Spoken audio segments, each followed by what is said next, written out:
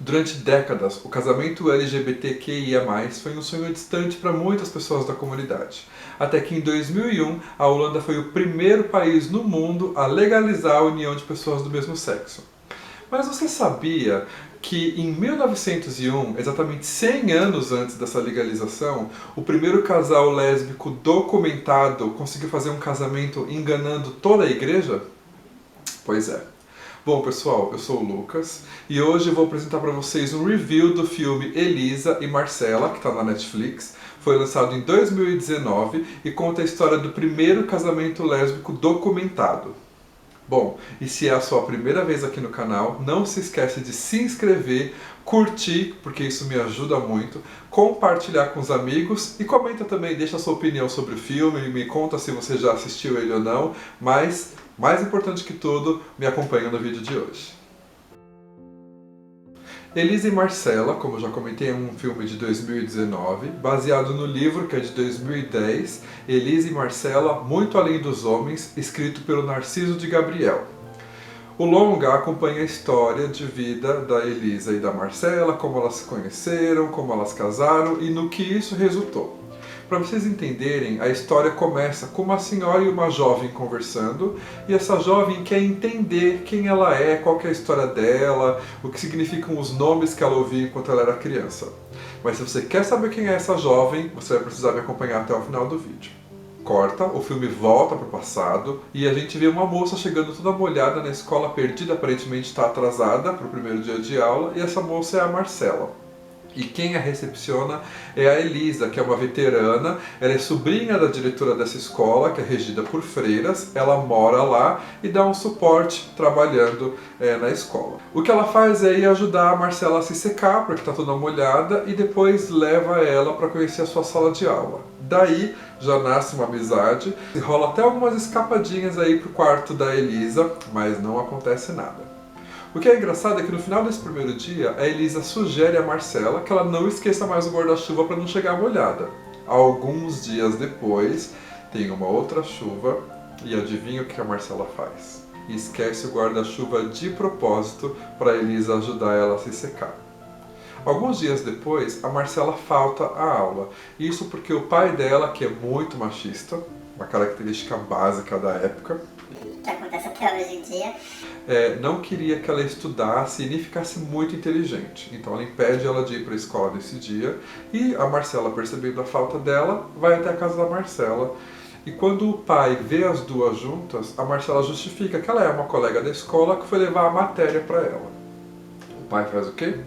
Expulsa a Marcela da casa dele. E nesse mesmo dia, mais tarde, ele e a mãe, que ao contrário dele apoia que a Marcela estude, decidem mandá-la para estudar fora da cidade. Durante esse período, as duas trocam cartas de amor e é relatado de uma maneira bem bonita no filme.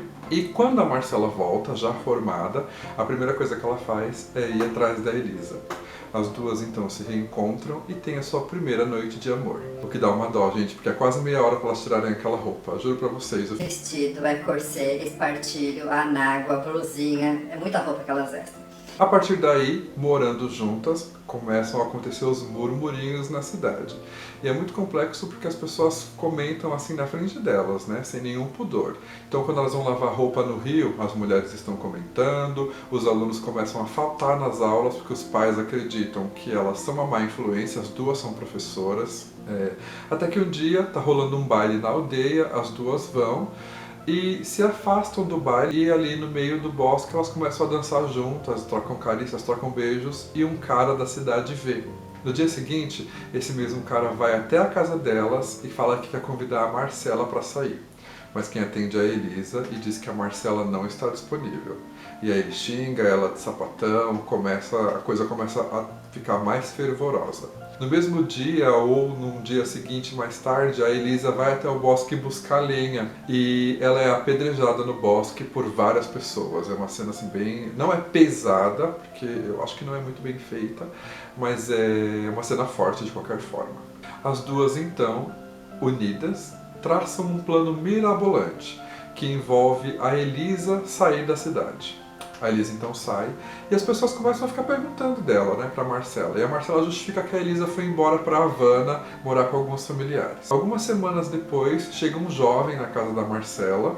Esse jovem aparentemente tem alguma relação com ela, vai até a igreja conversar com o padre, fala que ele não foi batizado quando era criança porque o pai dele era ateu, então não acreditava em batismo, e ele clama ao padre que ele seja batizado porque o maior sonho da vida dele é poder casar com a Marcela. E a gente, claro, desde o começo sabe que esse jovem, que se autonomina Mário, é na verdade a Elisa. A Elisa, uns dias antes de ir embora, recebeu a carta de um familiar informando que um primo dela chamado Mário havia falecido.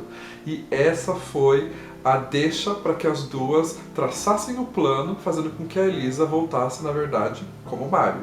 E assim elas pudessem realizar o casamento delas. Então, em 1901, Elisa e Marcela se casam na igreja, com um casamento celebrado por um padre, mas sob o manto de Mário e Marcela. E aí eu já vou contar pra vocês que vai rolar muito spoiler daqui pra frente.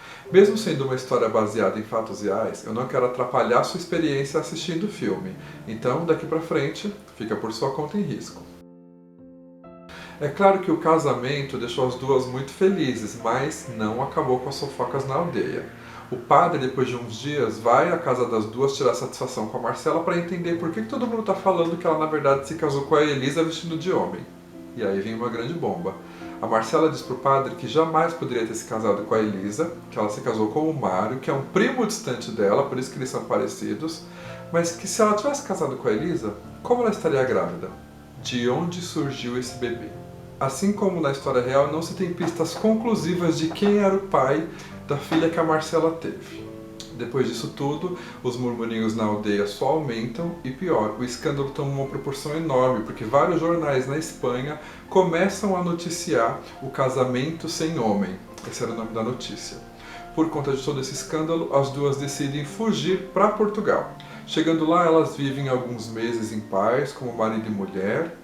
Porém, elas são presas a pedido da polícia espanhola. Chegando à prisão, o delegado começa ali a conversar com elas e ele se mostra, na realidade, uma pessoa bem compreensível e bem amigável à situação das duas. Então, entendendo a situação da Elisa, ao invés dele mandá-la para a prisão de homens, ele a manda para a prisão de mulheres e ela continua na prisão, vivendo com a Marcela.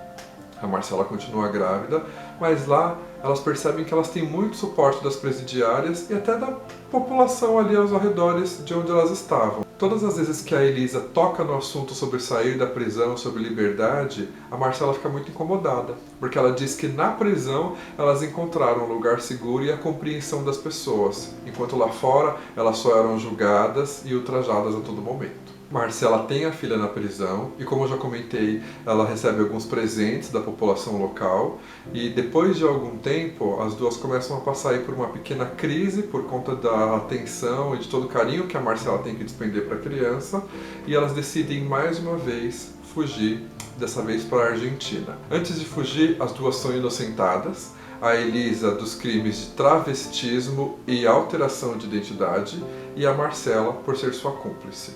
Para poder ir embora para a Argentina, elas decidem deixar a Ana, filhinha da Marcela, como delegado e a esposa dele, que a todo momento deram muito suporte para as duas e até ajudam elas a ir embora para a Argentina.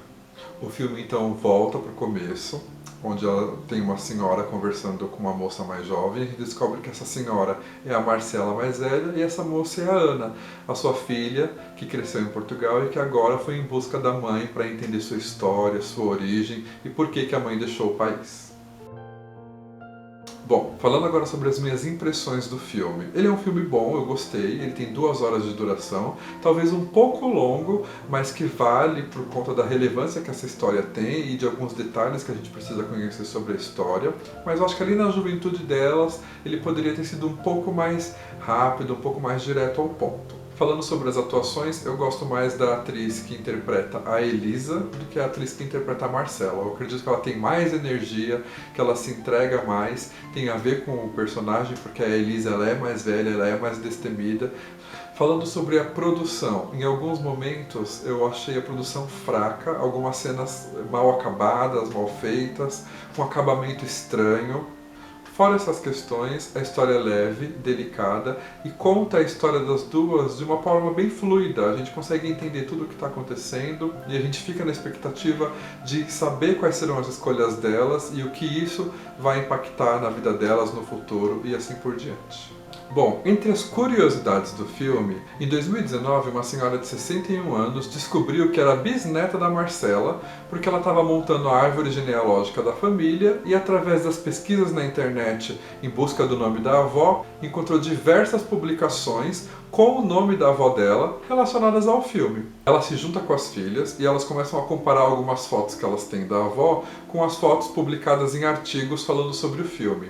Constatando que de fato eram a mesma pessoa, ela entra em contato com o autor do livro, Elise e Marcella, Muito Além dos Homens, e envia certidões de nascimento e fotos para comprovar que elas eram familiares e para entender como essa história toda aconteceu. Em uma entrevista, essa senhora ainda diz que sempre soube do passado louco e desbravador da bisavó, mas nunca soube qual foi a história dela de fato. Narciso de Gabriel, o autor, também contou que durante as suas pesquisas ele acabou levantando uma hipótese, da qual ele não tem provas o bastante para comprovar se é real ou não, de que a Elisa só se casou com a Marcella para ajudá-la, porque naquela época era um escândalo uma mulher engravidar sem que o filho tivesse um pai. E o pai não quis assumir a criança. Então, para que a Marcella não ficasse mal falada, elas tramaram todo esse plano e acabaram se casando. Mas eu não compro essa história não. Para mim foi amor à primeira vista mesmo. Elisa e Marcella se conhecem em 1880, se casam em 1901 e chegam na Argentina em 1903. Quando elas chegam lá, a Elisa chega primeiro, com o nome agora de Maria, e a Marcella chega um pouquinho depois, agora com o nome de Carmen, mas acompanhada da filha, um fato que foi alterado no filme. As duas vão para a Argentina como se fossem irmãs.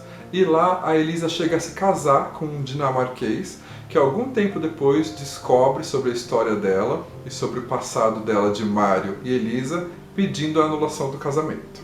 A partir daí, os rastros da Elisa e da Marcella se perdem na Argentina. A igreja nunca anulou o casamento de Elisa e Marcella.